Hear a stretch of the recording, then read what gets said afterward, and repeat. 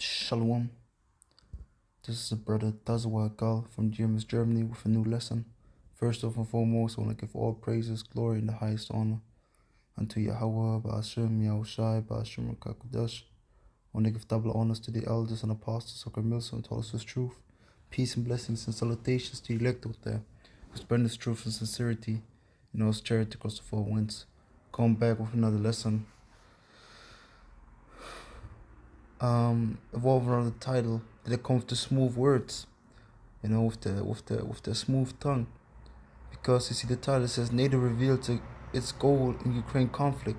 So they want to show you Salakia. They want to show you why they support Ukraine in the conflict, right? They want to show you that. They want to show you like, hey, we do this and third because we want this out of the conflict. We support Ukraine because this is our hope of outcome. So it says Bloc wants to avoid a direct clash with Russia and prefers to use Ukraine as a proxy. They don't say that, but this is what they're doing. Because if you supply an enemy of another country, you make yourself the enemy of the other country. So if, for example, Germany supplies, or let me say like that, Germany is in war with Poland or something, and now Czech is supporting Poland, so they make themselves also an enemy of Germany because they align themselves to Poland. So this is the same thing what they do. So indirectly they already brewing the war, okay? But what do they say? It says one of NATO's main goals in the Ukraine conflict is preventing a full-scale war with Russia. So they want to prevent the full-scale war. They want to prevent the worst outcome. They want to prevent, They don't want this to happen. They don't want World War III to happen. It says, with Russia, the Alliance Secretary General Jens Stoltenberg said on Thursday, the US-led bloc has been effectively using Ukrainian forces as proxies to fight Moscow. In this conflict, NATO, who has two tasks, supporting Ukraine and preventing the war from escalating to a full-scale war between NATO and Russia. But what does NATO have to do anything to do with that? Ukraine is not part of NATO. So why are you interfering in that? Because you want to poke Russia. You want to provoke because you want war. But they said the Heavenly Father wants you to go into war. And it's leading onto into that direction. The military bloc's chief described the Russia-Ukraine conflict as the most dangerous situation in Europe since World War II. Yeah, because it's leading to World War III. And this is what the Heavenly Father wants. Adding that Moscow must not be allowed to win. If Russia wins the war, Russian President Vladimir Putin will be convicted that violence works. So they want to portray Russia as the aggressor. Then other neighboring countries may be next, Stoltenberg argues. So if we let Russia loose, then we all fucked. This is what they say. Since the start of Russia's military operation on February 24th, Ukraine has received substantial military aid from NATO countries with billions of dollars worth of weaponry pouring into the country, something Moscow has repeatedly criticized. Let me check something out, Salakia. Let me check something out.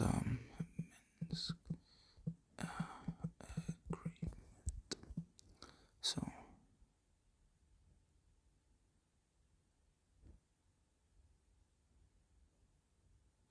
What's it?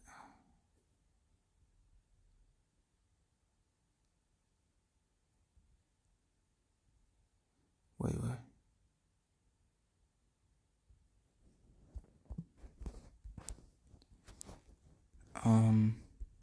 Know if it was this. Let me check something. Salakia. Wait for 1 second. Now I can even search, man. What is this? Just showing you, man. Satan is fucking with it. But anyways. Nope. Google.com.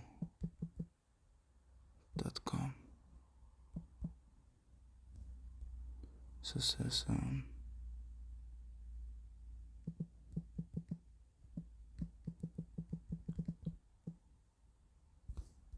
breaks agreement with Russia.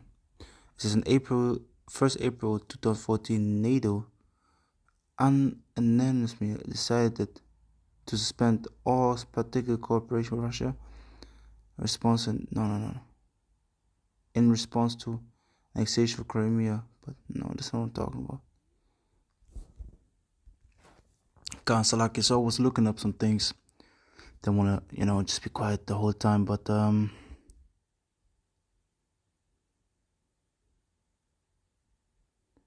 so I wanted to get the name of the agreement, but they don't show it because I say it's not true. It's a betrayal. It's not a betrayal. It's just a scam of Russia, kind of like that. It's not really happened because of the NATO expansion, because what they're doing is, or the point that I tried to make is that when you go back here, it says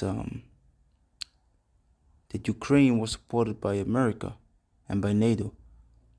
And so why are you doing these things if you want to prevent a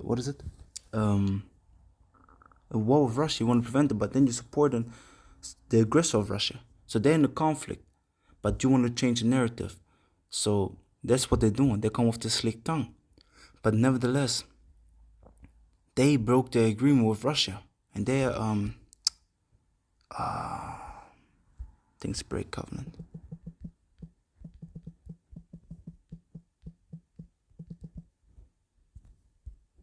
Let me check.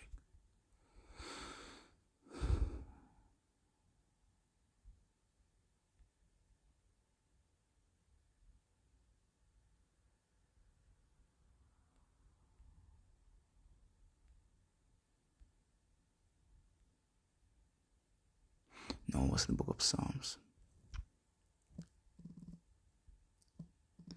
Let me read real quick the book of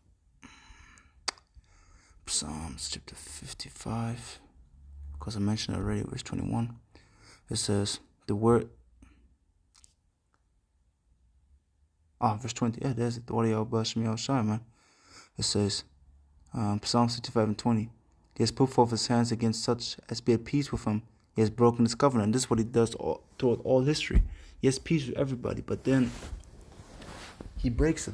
That's what he did with Russia. By what? By expanding, because when you expand towards another country that you have agreement with that you don't do, it's aggression, man. You're provoking them. That's why I say you're poking Russia, and Russia is getting ready for war, man. It's getting ready for war. It's getting into the Soviet state, like again. Verse 21. It says, the words of his mouth were smoother than butter, but war was in his heart. His words were softer than oil, yet were the thrown swords. Exactly, because they speak of peace, peace, peace, but in secret they're throwing the swords. Okay? So they speak peace. Yeah, as soon as you turn around, they got the swords already ready. And that's what they're doing also here with supporting Ukraine. They're just using Ukraine as an extension of their sword. That's why they also want to get Finland and Sweden, if I remember right. Yeah, it's going to say it also in the article. But I believe Finland and Sweden, they want to get into the group also because they are right at Russia, man. They're right there. So if they have it there, they can build up military bases. They can put troops there to attack Russia. It says so going back to the article, it says in July, Russian Foreign Minister Sergei Lavrov said in an interview to RT that Ukraine was being pumped with Western military hardware and moreover forced to use these weapons in an increasingly riskier way. Exactly. So increasingly riskier way. They had to go more and more because they have to live up to the standard that these investors have at them, man. Because these NATO and EU countries investing in Ukraine, man, like they're gonna do something. Just keeping Kiev from making any constructive steps here. Any steps for structure. It says, in the speech on Thursday, Stoltenberg claimed that Putin has ultimately failed to achieve his goals since instead of NATO scaling back its presence in Eastern Europe and slowing down its expansion, the alliance has become stronger and more consolidated with the impending accession of Sweden and Finland. So you see that both sides of the war getting ready. Both sides of the war, of this war, of the World War III getting ready, and this is what they want to prevent, right? But why are you expanding then? This is the thing. Always, this is what I hear from all sides. We are just getting weapons and preparing everything for defense safe, for this defense reasons. So they expanded the territory for defense reasons. They can defend all of these countries because they need it against Russia. But ultimately, it's all leading up to this war. Okay, it says bolstering defense on NATO's eastern flank is crucial amid efforts to prevent a Russian a Russian victory in Ukraine. The Secretary General emphasized like. Nevertheless, he reiterated that the alliance was not a party to the conflict and will not send troops into Ukraine. But now you can send it to what? Let's go to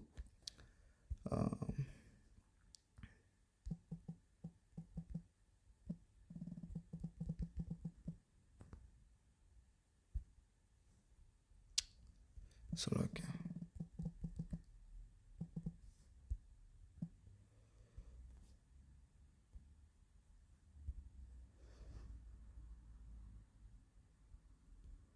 See, now you can. Oh, yo, I just want a normal image, man.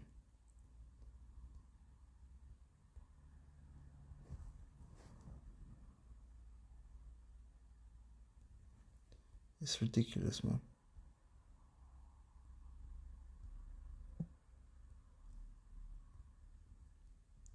Slovakia. Wait for a second. So let me just go to Google Maps, but it's easier.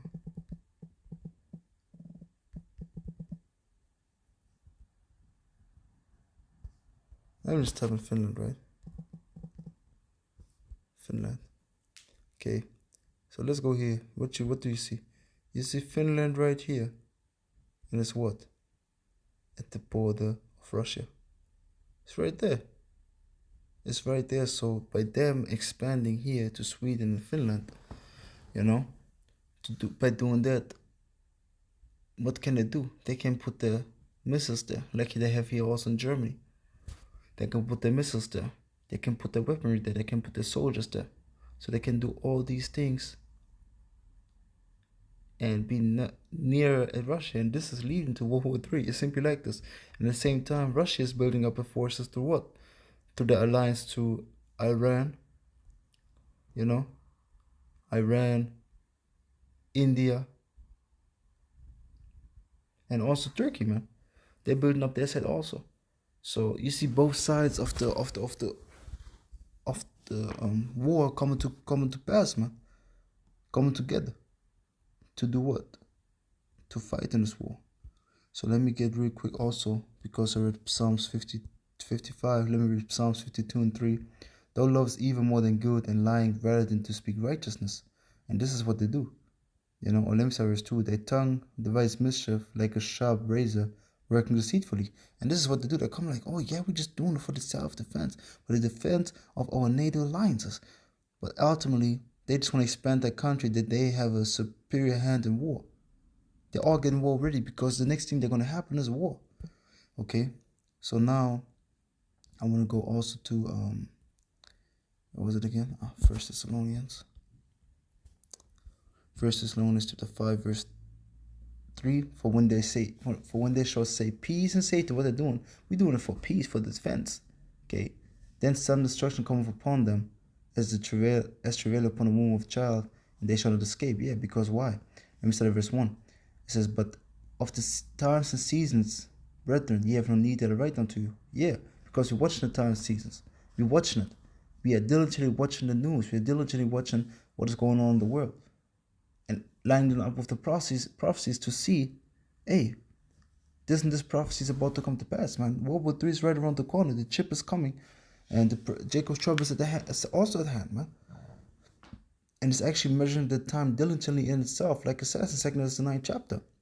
It says, verse 2, for yourselves know perfectly that the day of the Lord shall come as a thief in the night. Exactly, upon them that don't watch. Because later goes to, we are the children of light. We can't be asleep. We have to watch. We have to pray.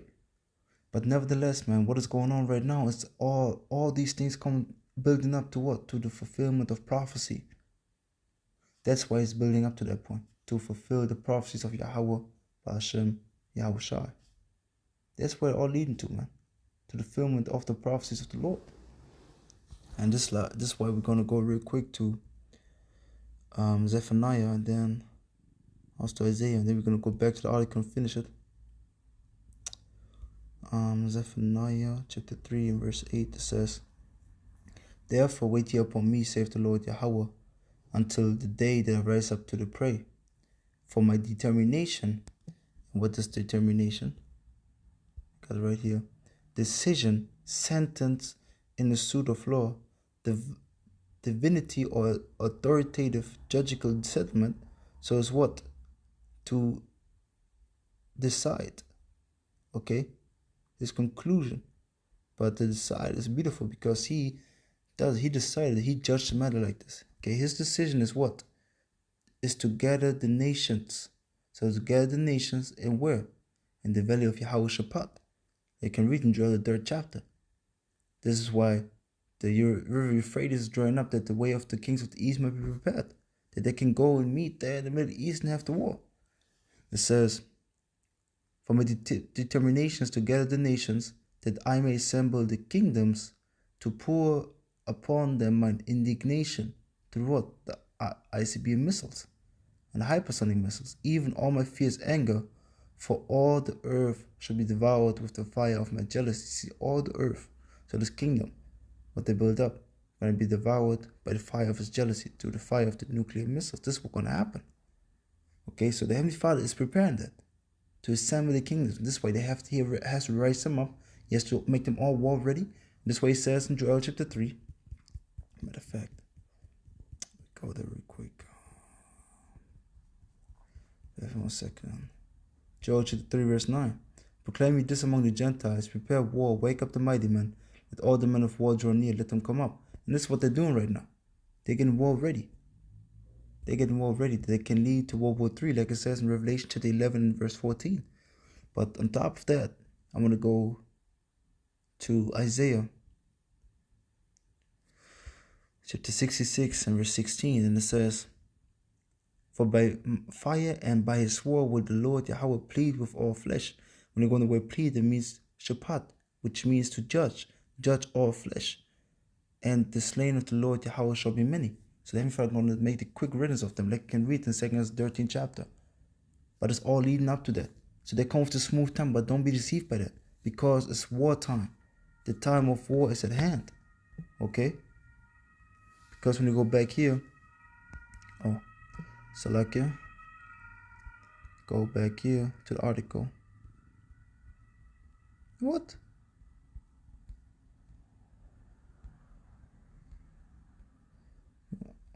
Are you serious? Oh, right here. It says here,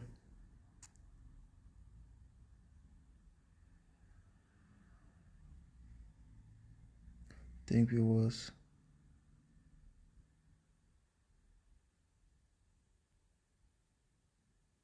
oh yeah, it says in the speech on Thursday, Stoltenberg, no. He says bolstering defense on NATO's eastern flank is crucial amid efforts to prevent the Russian victory in Ukraine, the Secretary General emphasized. Nevertheless, he reiterated that the alliance was not a party to the conflict. See, it's not a party to the conflict. We're just here for peace. We want to defend ourselves. No, they want war, because they want to bring order out of chaos. They want to bring the chaos and then bring the new world order. You know.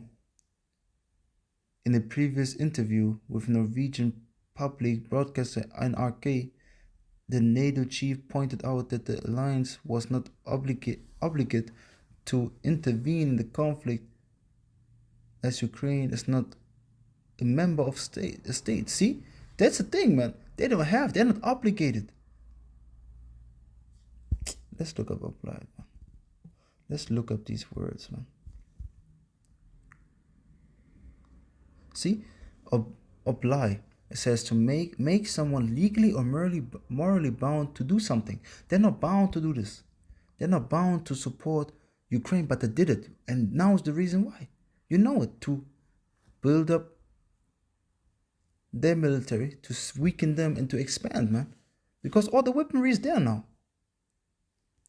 It says we have responsibility. We have a responsibility to support Ukraine. Why? It's a part of Russia. It is, but we also have responsibility to keep safe all the nations NATO is responsible for. He says. So you want to say like, yeah, we just we're supporting Ukraine with weaponry, but we are not sending troops in there. So you see what we're doing? You support it one way or the other. It says. Before launching its operation, Russia repeatedly said it views NATO's eastward expansion as a threat to its national security. See, this is what it is. They they're poking Russia. In December 2021, Moscow appealed to the US and the alliance for legal guarantees that NATO would cease its expansion and refrain from developing weapon systems capable of striking deep into Russian territory. However, NATO replied that it was for its members and accession candidates to decide whether to join the alliance or not. So they wanted, legal guarantees, but they said like, hey, yo, whoever want to join can join, man. They just said it like this. Stoltenberg was speaking at a yearly camp held on the island of Utøya by the young wing of Norway's Labour Party, of which he was the leader until 2014. The island made headlines in 2011 when Norwegian right-wing extremist Anders Breivik opened fire on the camp after blowing up a truck bomb at government building Oslo.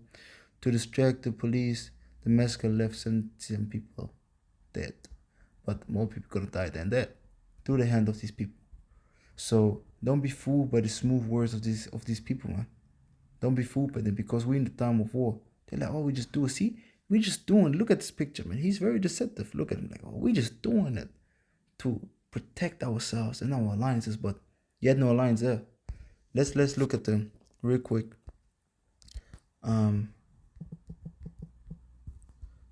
NATO expansion, right? There's a picture. There's a picture.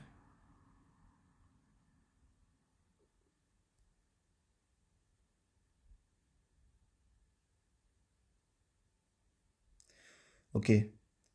Joined NATO before 1997, right? So here. They're dark purple. Joined NATO since 1997. So they expanded more and more and more to eastwards. See all these countries here, all of them, they joined. And now, why do you think they have Ukraine so pictured out? Because Ukraine is actually a part of their shit, man. It's part of their alliance. They getting the support of them. And then you have Sweden and Finland now. Also, and they are directly at the border of Russia, directly. And that's a problem. So they say, oh, no, we just protecting our alliances. Protecting your alliances? Why have these alliances in the first place? Oh, they just wanted to join, But hey, that's what Devil Tongue does. We're just doing it for defense reasons because... wait, let me just get a map with names on it. See? You got, I think it's Estland, Letland, and Litauen. We got these three here right at the border. We have to protect them, We have to protect them. No, Finland joined also, and Sweden also. They're right there. We have to protect all of them, man. We have to protect all of them. And then, of course, Ukraine is, have to protect it. You have to, because Russia is the aggressor. That's why. This is the thing, man. So don't be fooled by them, man. Don't be fooled by them. I'm telling you, man. Don't be fooled by them. Because so look here. The North Atlantic Treaty Organization, which is NATO, is building up for war at the same time as Russia. So you see both sides come together to do what? To come together for the Lord's determination, to judge them. They have war against themselves, and then Yahushua gonna come and destroy them. That's what's gonna happen. So don't be fooled by the smooth words of this devil tongue, man. Because like it says in Genesis 3:1, he's the most subtle creature, man. Okay, and where subtle goes into skillful to deceive, because it goes into crafty. And it goes to craft skillful to deceive. So he's skillful in deceiving, man. So don't be deceived by them, but keep your eyes open. Because we're in a time of war, not in a time of peace. As a matter of fact, we're going to close out with that.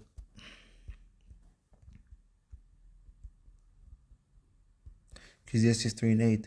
A time, let me start verse 1. To everything there's a season, and a time to every purpose under heaven. Verse 8. A time to love, a time to hate, a time of war, and a time of peace. So the war going to come, and then after that, the peace going to come upon the planet Earth. Forever and ever. When Israel is going to be in rule, but first the war has to come. So we have to endure the war to get the peace. It's everything I got. I pray and hope this lesson was edifying to the spirit and power, mercy and grace of Yahweh, Ba'ashem, Yahushai, Ba'ashem, Rakakudash. I want to give double honors to the elders and apostles of Camillus and told us the truth.